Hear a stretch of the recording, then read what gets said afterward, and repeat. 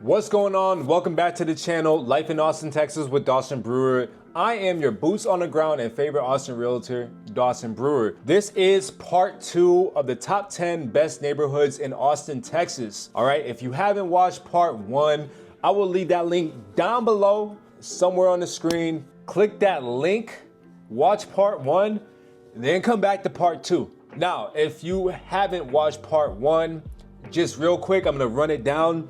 This is not an official top 10 neighborhood list. It's actually harder to come up with a top 10 best neighborhood list because different strokes for different folks, right? Folks might equate a better neighborhood to a better school district. Other folks might equate a better neighborhood to better amenities. Some like the city, some like the nature, some like the spread out, some like the more narrow type of fittings. Versus, you know, when I made a couple videos ago, I made the top 10 worst neighborhoods. That one is easy to come up with because that's backed by stats, by crime stats. This one is a lot of different stats that goes into this.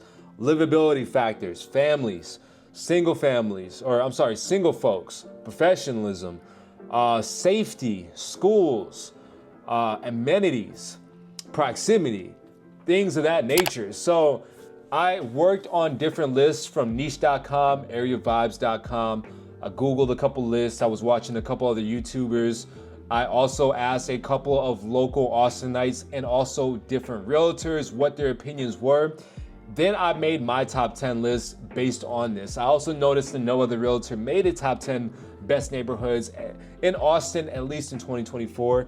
So I felt like this would be very beneficial to my folks that aren't from this area, or even if you are from this area, it gives you some perspective, at least from a realtor point of view, of what are some of the more better areas in Austin, at least from a realtor's point of view, from a market point of view. Now, some of this is opinion-based as well, right? Because I was working with, had to be at least 20, 25 different neighborhoods. I had to narrow this down to 10.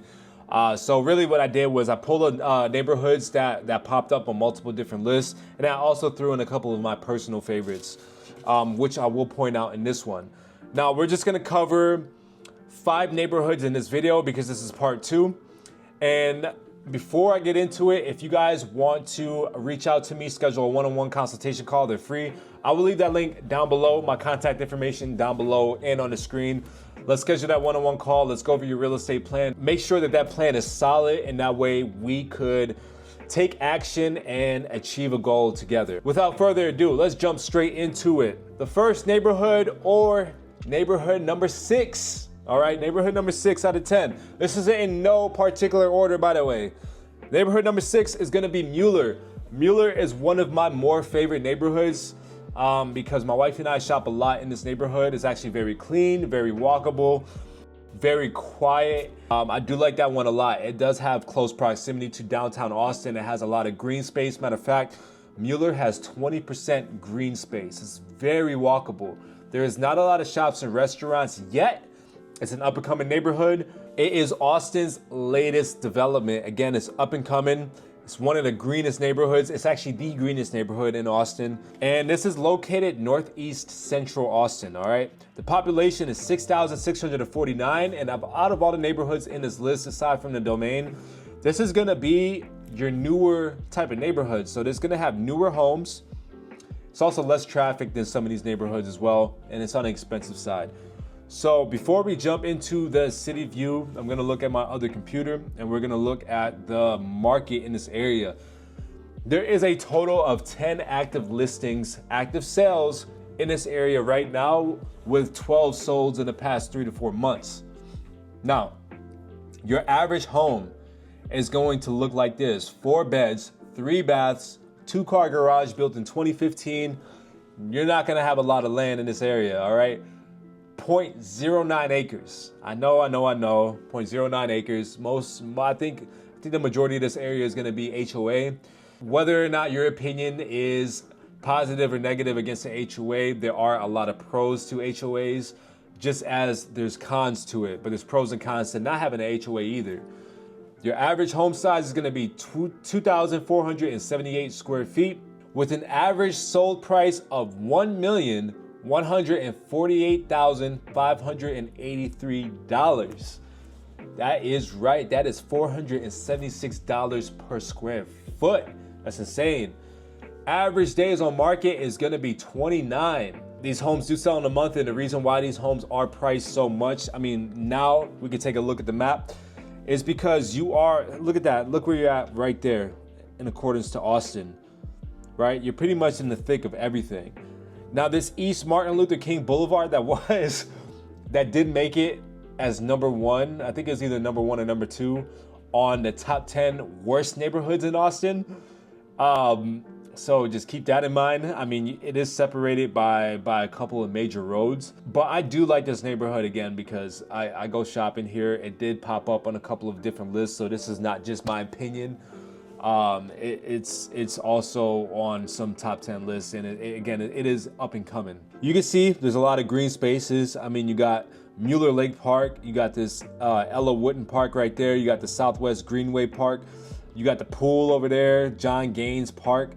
You got this little Jesse Andrews Park. There is a lot of green space everywhere. So let's just drop down. You guys want to stop at a park? Texas Farmers Market at Mueller. Let's see what that looks like. So this is kind of what I'm accustomed to because right next to that HEB, this is pretty much what the neighborhoods look like, just condos. There are some apartments in the area too, but these are more like luxury looking type of apartments. But you have a lot of condos in this area. This area also does have a lot of young professionals too, because you are really close to downtown Austin, and this is very walkable. I mean, if you work from home, if you have one of those jobs, you technically don't necessarily need a car being in this area, depending on where you live in this area, of course. Some of these areas, I'm gonna show you guys. I want to show you guys where HEB is at. Let's see if I can pull that up. Because HEB, if you live close to that HEB, you really do not need a car, you know? I love this HEB, but I hate this parking lot. This parking lot is trash. It feels like it's a smaller parking lot than what it should be. But I love this HEB. It has it's actually a lot of restaurants in here. I haven't had a chance to really check out any of these restaurants, but I heard nothing but good things about them. But yeah, we live in Manor, and we prefer this HEB over the one in Pflugerville. They're about the same distance away. So if that says anything, but yeah, so if you go down this street a little bit, see if you live in this neighborhood over here, I mean, this is very walkable. Again, if you are working from home, that type of thing, you really don't need a car. If you live in this area kind of reminds me of a less busy domain, more green space domain, just because it's so walkable, so friendly. A lot of shops and restaurants, or a lot of shops in this immediate area. And then after that, you need a car. They also have a city bus that runs through here, and even the roads, as y'all can see right there, they have bicycle lanes and all that good stuff. So let's see if we can look at some homes in this area, though. So these are the homes that are selling for $1.1 million. That's insane. But you know what? I'm a city cat, and I'd rather live closer to the city than away from it. So if I were to live closer to the city, if I had the means to buy homes like this, I would be happy in this area. Very walkable. I do enjoy going on walks, and if I live close enough to stores, I would rather walk, get the exercise, than drive. So one of my major issues in the neighborhood that I live in now is that you just get that neighborhood walk. It's not like I could walk anywhere specifically. And I actually used to live in San Marcos. And the reason why I love San Marcos so much was because the downtown area was very walkable. I mean, there are some apartments that are close to the downtown area that you could just do all your shopping, walk to and from class, walk to and from a lot of different stores, walk to and from the grocery store. So I always love areas like this. So as y'all can see, a lot of green space. Lot of walkable areas. Now, the question boils down to, would you pay $1 million for homes like these where your neighborhoods are right next to each other? Or would you rather get that extra space and have that privacy, but you're a little bit further away from the city? Y'all let me know down below. I'm genuinely curious into what you guys think. All right. So I know I went on a tangent from Mueller, but as y'all can see, that is one of my personal more favorite neighborhoods. Now, we are going to drop down to neighborhood number 7, and that is gonna be Tarrytown. Tarrytown is one of the more popular neighborhoods in Austin, and it's located northwest area of Austin, as you can see there, next to Westlake Hills. Westlake Hills is gonna be coming up here pretty soon. Close to Mount Bonnell. Mount Bonnell is the mountain in Austin that has the gorgeous views. There's a lot of nature over there. Well worth the visit. I would highly recommend that if you guys are coming to Austin permanently, or at the very least, if you're coming here temporarily, visit Mount Bonnell. But you can see it's very close to Mount Bonnell. Now, this is going to be the priciest neighborhood. This is very expensive. This is upscale homes mixed with original homes. And you do have a lot of green space. You have a lot of picturesque waterfront views. There is 21 acres of natural habitat, and there's also a golf course. That golf course is Lions Municipal Golf, open to the public, 18 holes of golf. All right, this neighborhood is very popular. When you say Tarrytown, a lot of people know what that is. There's a lot of shops in the area, a lot of things to do. You got water sports, you have nature. I mean, we could just go down. You have this whole green belt over here. Well, that's the golf course. Close to downtown. And let's look at the real estate stats. If you thought everything else was expensive, wait until you hear Tarrytown stats. So there's not a lot of activity going on in this area. We have a total of 6 active listings in this neighborhood, with a total of 4 sold. We do have some pending, a couple pendings. Not gonna mention those. Your average home in this area is gonna be 4 beds, 3.5 baths, 1 car garage, built in 1982, sitting on 0.22 acres. Bigger homes though, 3,200 square feet, 3,279 to be specific, with a list price, average list price of $2.5 million. That is $726 per square foot. Your average sold price is going to be $2 million. So $500,000 on average, less than asking price. 72 days on the market. What's interesting is that usually with these luxury neighborhoods, homes will naturally sit on the market for longer because they're priced higher and they have a more specific buyer. So 72 days is not that long, you know, if you really think about it. It's barely 2 months. It's barely 3 months, 2.5 months.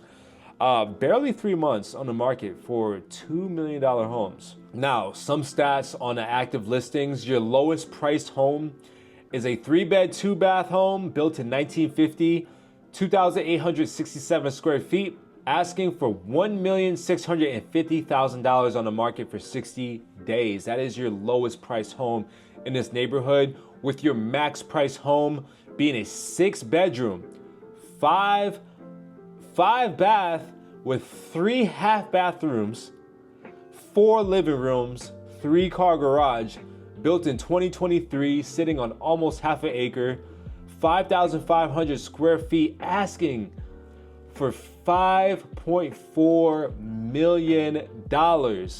That has been on the market for a total of 468 days. That shows me that that is overpriced if I've ever seen that. Or, hey, I mean, there might be a buyer for it one day. It will just take time.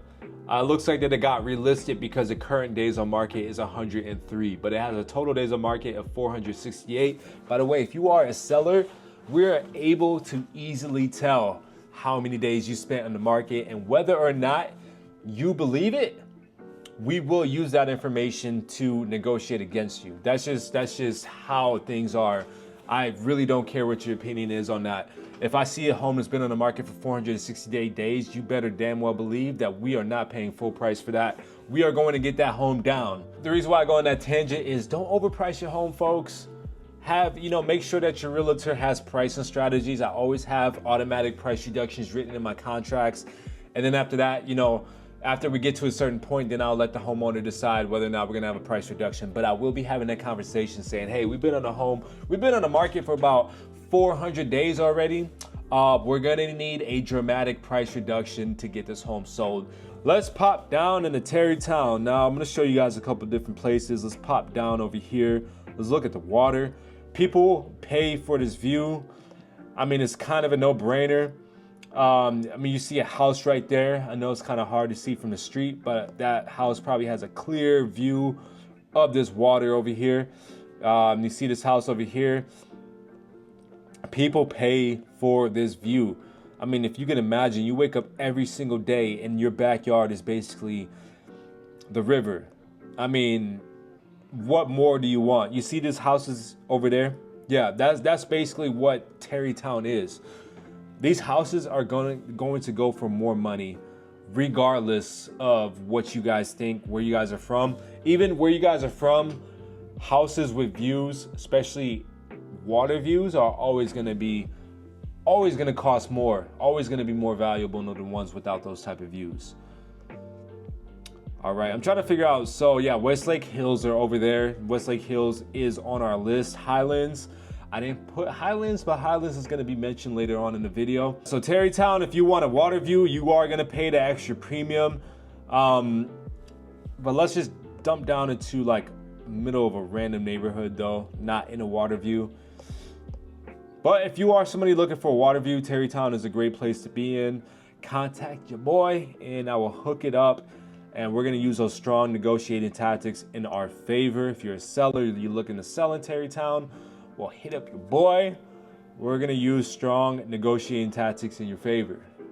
A lot of good pricing strategies too. If you have a good pricing strategy and you're somewhat of a decent negotiator, you should be able to sell that house for top dollar, right? As y'all can see, this would be a very hot area if there ever needs to be a renovation being done or a remodel or something being knocked down or rebuilt, because this neighborhood is going to sell, and this neighborhood will sell at top dollar. All right, now in terms of the demographics in this neighborhood, I do see, I would imagine that a lot of tech people will be in this neighborhood. More like retirees type of thing. There's a lot of prestigious folks in this area, so a lot of high income folks. That's kind of like, a given. But I can see there's a lot of tech folks in this area, a lot of prestigious folks in this area. I don't think this is for younger folks really. I mean, the views are great and all, but I feel like this is more so for people who are already established, who knows what they want. This is definitely not a first-time home buyer type of neighborhood. But beautiful area, very popular, and we are going to hop right into the third property. By the way, if you guys are enjoying this video, leave me a thumbs up, consider subscribing, comment down below, get engaged. Let me know if you guys are liking this, if you're not liking this, what videos you want me to do next. If you think I'm an idiot, let me know down below. If you want to reach out to me, I'll leave my contact information on the screen and down below.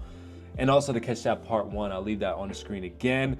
Our next neighborhood, number 3 on the list, Westlake Hills. So we are right across the pond from Terrytown.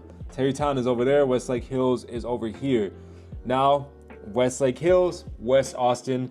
Westlake Hills, just like Terrytown, very expensive, all right? You're gonna have views, you're gonna have greenbelt views, water views. It's more private, it's close to the Colorado River, just like just like Terrytown. And I didn't really have too much notes on this, and I actually don't even have real estate stats on this because there's no active listings in this area. I had to go back 365 days from past sales to get enough information, and I only pulled up 2 closed sales in the past year.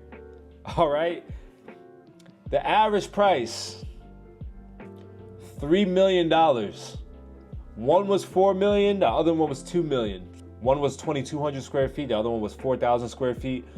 I believe the 2,200 square foot one was sitting on 1 acre. The bigger one was sitting on 2 acres. So you're gonna have more land in this area, but you're not going to see, it's gonna be very hard pressed to see a home for sale in this area. So if you wanted to specifically be in this area, you would have to either act very quickly whenever there's a new listing, or drive the neighborhood. This is more of a creative type of mindset. I actually like to employ creative strategies in my business, especially with the way the market is, and with the way that social media is, where homes are more accessible than ever. Realtors are being phased out. A lot of folks think that we're no longer needed. I highly disagree. Even if I wasn't a realtor, I would disagree. I can go into a tangent why. But anyways, a creative strategy is if you notice at an area like this, like if you specifically wanted to be in this type of neighborhood, but there's no active listings in this neighborhood, what can you do? Well, for one, drive around this neighborhood, see what street you would like to live on. It doesn't have to be a specific house. It doesn't have to be just focus on the area, right? It doesn't have to be a specific house. Say, hey, any house in this block will do. We'll figure out the rest later. I mean, if you need a minimum of 3-4 bedrooms or whatever the case is, it will be easier to narrow down, but you have to start with the area that you want to be in. If you can narrow it down to the street, even better. So drive around the street, take notes of what houses you would want to purchase and what streets you want to live on, and door knock, or have your realtor door knock, right? That's a creative way of real estate. Door knock, say, hey, I'm just looking to buy your home as my primary home.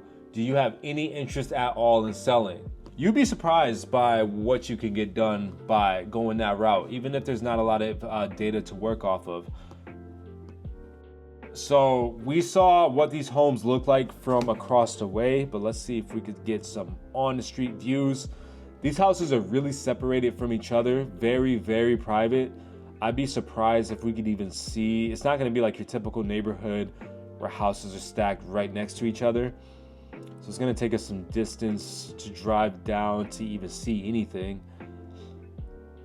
And these hills are very fun to drive, by the way. I don't drive particularly fast on these hills, but like that type of motion and just, the swerves, I really like that. I'm a long driveway type of dude too. I love long driveways. Not so much elevated driveways. I don't like the incline so much. But I do love long driveways. I mean, look at that. These homes are absolutely gorgeous. You will probably need a landscaper in this area. Yeah, so as you can see though, like if you see these lines, it's more spread out, right? It's not it's not packed in like a lot of neighborhoods are. It's really spread out. It's really like a 1-for-1 type of thing. Really wooded areas. I mean, your house is gonna most likely have some sort of view in this neighborhood. But if you want the maximum amount of privacy while still being somewhat close to the city, this is your neighborhood, all right?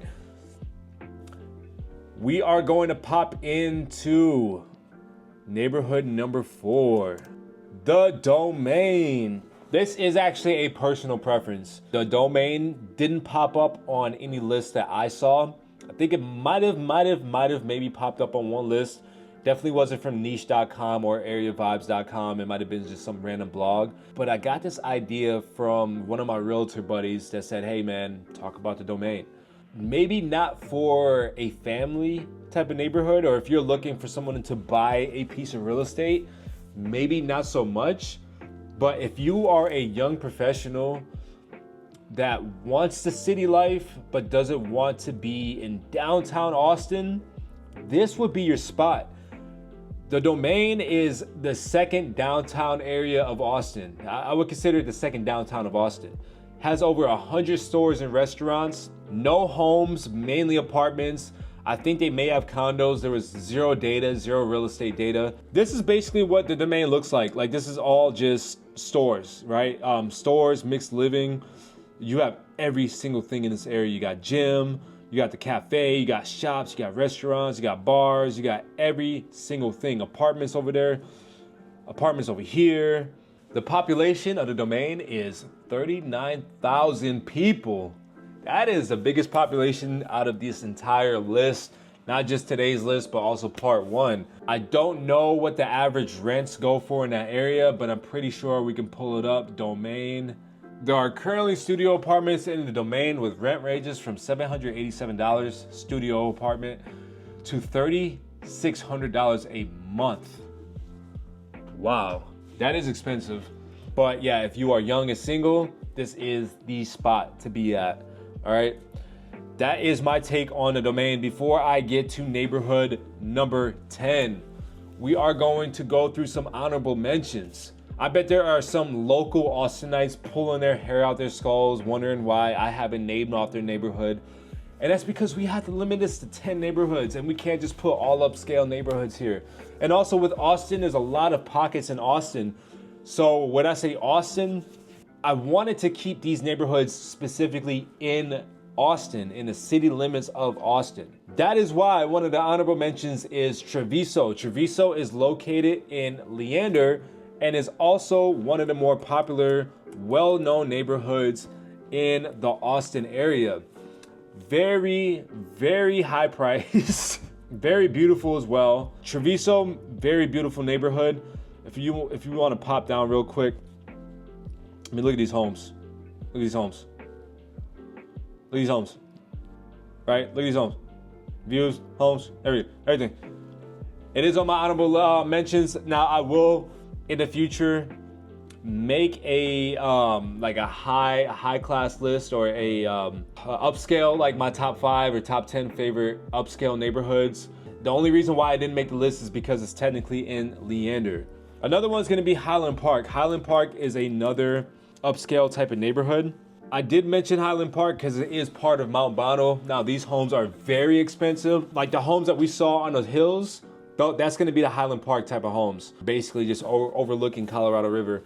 And I mean, I didn't put that one because I wanted to make this list as balanced as possible. If I wanted to make a top 10 best neighborhoods list, I mean, most of these are going to be upscale neighborhoods, and I already understand that most people are not going to be able to afford these, and it will make the video that much more unrealistic. So that's why Highland Park did not make the video. Another honorable mention is going to be Zilker. Zilker was another one. Now, Zilker, I personally did not want to include because Zilker, in my opinion, is a little bit too busy for family, a little bit too pricey for single folks. A lot of you guys might disagree with me, but Zilker is basically like, it has that Zilker Park, that huge green area in Austin with the downtown Austin skyline in the background. And I didn't put that one in there because when you're having all these festivals, music festivals coming into town, a lot of people are going to be turned off by that. But that's why I didn't include Zilker, was because it was too unique of an area to include in this list. And another one that popped up often was South Congress. South Congress is one of the more tourist attraction neighborhoods in Austin, one of the more popular ones. South Congress is very walkable, has a lot of shops. A lot of people from across the world come to South Congress, a lot of shopping, a lot of traffic as well. You can see the skyline of the downtown area from there. So I didn't include it because it just wasn't practical for this type of list, just so you guys know. And finally, before we get to the last neighborhood, if you guys have made it to this point of the video, thank you. If you want to reach out, schedule that one-on-one call with me. I'll leave those links down below in the description. If you are enjoying the video so far, let me know what your favorite neighborhood has been so far to this point, whether it's only part 2 or also include part 1. Like, what's your favorite neighborhood out of the 10 that I mentioned? And also, what neighborhood do you feel like I didn't shine enough light on? Do you feel like that I missed a neighborhood that should have made the top 10? Let me know down below. Also, let me know if I should have excluded one, meaning not included one of the ones that I included on this list. All right, let me know that down below. Give me your opinion. Give me something to talk about in the comments. You know, I'll reply to all your comments. I'll reply to all your messages. And let's get to that last neighborhood. Crestview. All right, so Crestview is my last neighborhood on this list. Neighborhood number 10, located in northern Austin, okay? These are mainly newer homes, but there are some original homes scattered throughout. This is the most affordable home on his top 10 list and is located south of the Domain, all right? Well, let's see if we can get the Domain to pop up. Look at that, south of the Domain. Not that far away. So if you wanted to be between the two downtown areas of Austin, you're located like right in the middle. Now, there's a lot of shops, restaurants, bars, and parks, and the population is 6,739. Unlike the Domain, we have a market analysis to go along with it. Since this is the most affordable neighborhood, there was a lot of homes to pull data from. There are currently 28 homes on the market and 31 has sold. So I pulled a total of 63 homes. There's a couple pending. We're not going to mention those. But your average looking home in this area is going to be 3 beds, 2 bath, 1 car garage, built in 1996, sitting on 0.19 acres, 1941 square feet, 1,941. With a asking price of $981,000 and a sold price of $881,000 with an average of 66 days on the market. Most affordable neighborhood. How is an affordable neighborhood almost $1 million, you ask? Let me answer that question. When we go to the active listings right now, your minimum active listing, your most affordable home is going to be a 2-bed, 1 bath, built in 1947, sitting on 0.07 acres, 840 square feet, asking for $280,000. I don't see that lasting long at all. There is another one with a list price of $290,000. I think at this point, you're just paying for the land. I mean, that's all I can really see. You're just paying for the land at that point. These are probably most likely going to be some teardowns. So just take that with a grain of salt. Now, for your average sold or your minimum sold, it's going to be $150,000. That one was a 2-bed, 1 bath, built in 1951, sitting on the similar type of land, 0.06 acres, 861 square feet, again sold $150,000. 4 days on the market. On your maximum days on the market for your active listing is going to be 291. That home is also the most expensive, sitting at $2.1 million. 3,000 square feet, built in 2024. Might be time for a price reduction. Your max home that sold for the most and has also sat on the market the longest, 5 beds, 4 baths, 2 half bathrooms, 3 living rooms, 2 car garage, built in 2024, sitting on half an acre, 3,814 square feet, sold for $2,350,000, 305 days on the market. They were asking for $29,000 above what they got. So they got close to what they got. Took 305 days. Told you there's always a buyer out there for that. Now the list to sales price ratio is actually pretty banged up in this area. The list to sales price ratio is basically your asking price versus what the home actually sold for. The reason why I didn't bring this up until now is because the average of what I was seeing was around like 98, 99%, meaning that most people got close to what they were asking for. In this neighborhood, that list to sales price ratio was 87.5%. So that just tells me as a realtor that this market is either, or this neighborhood is either A, oversaturated, so there's a lot of competition going on, meaning that there's a lot of opportunity to make a really good deal. Maybe some motivated sellers that's looking to move quickly will take a bigger price cut because there's so much competitors out there. Or 2, a lot of these homes are just overpriced. Those are really like the 2 things that pops up to me as the list to sales price ratio. Either you're overpriced or it's oversaturated. That could be good for depending on the type of buyer you are. Take a look at the view. Oh, we just jumped right into a rebuilt home. So these are what these homes are going to look like No sidewalks. I know. Remember, these established neighborhoods just don't like sidewalks for some reason. Whenever you see porta potties outside too, that's a new house, right? There are some investors, some contractors working that job. If you got a porta potty just sitting on the outside of the house. But this is a quiet neighborhood. You can see on the right side too, we're just moving steadily along. Very quaint neighborhood. This neighborhood is also on the edge of the ranch market that I've been mentioning, and it's finally popped up on the map. Let me take you guys over there before I lose my spot. That is Ranch 99. That is the go-to Asian store outside of H Mart. There is a ton of Asian stores in this entire parking lot. We go here probably like once a month to get some ingredients that HEB just does not have. If you're a local and you don't know about this, slap yourself. If you're an outsider and you need some sort of Chinatown, we do have a couple pockets. There are 3 Chinatown pockets in Austin, official but unofficial, because we don't really have a Chinatown, at least compared to like other Chinatowns and other metros. Number 1 is gonna be your Ranch 99 market. This neighborhood, or this little parking lot right here. It's got a bunch of Asian stores. I think they got a Daiso over here. They got a boba tea spot, a Korean barbecue. It's little one-off Asian stores, like some Japanese spots, little trinket stores, but most of these are gonna be like restaurants. The hot pot place just opened up right there. But yeah, this is a very popular spot over here. Very good food. If you're local, I highly recommend this. And if you're coming from out of state and you want a Chinatown, this is probably one of your go-to spots. The second one is gonna be H Mart. That's in Cedar Park. H Mart is, you can find an H Mart pretty much in every metro, every Chinatown metro area. We do have one, it's just a little bit outside of Austin. That one also has a couple of Asian stores on the outside of it, not too much, not as much as you would expect, and not as much as the H Mart in like Dallas and Houston.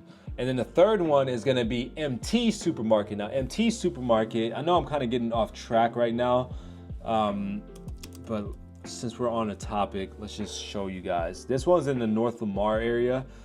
I have mixed feelings about this area. South Lamar was actually on one of the top 10 neighborhoods in Austin on some people's opinions.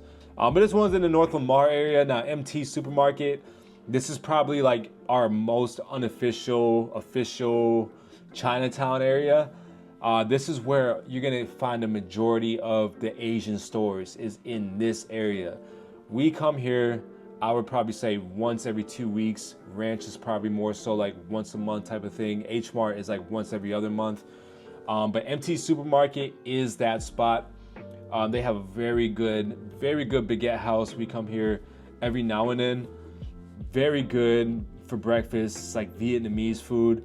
You have boba tea drinks. You have Korean restaurants here.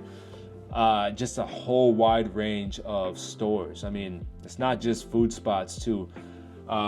You have law offices over here. You have tax offices over here. There's a salon over here. There's a nail shop over here. You have everything in this area. And I would say that this is Austin's unofficial but official Chinatown. Kind of got off topic, but that is my top 10 best neighborhood list in Austin.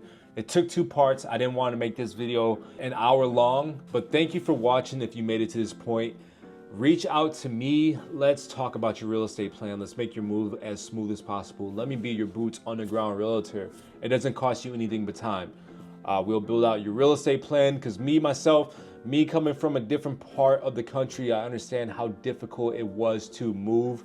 And if I looked towards YouTube and relied on the information that's on YouTube and came across somebody that was personable, it probably would have made my move a lot less strenuous. So let me be that guide for you. I will catch you guys on the next one. Peace.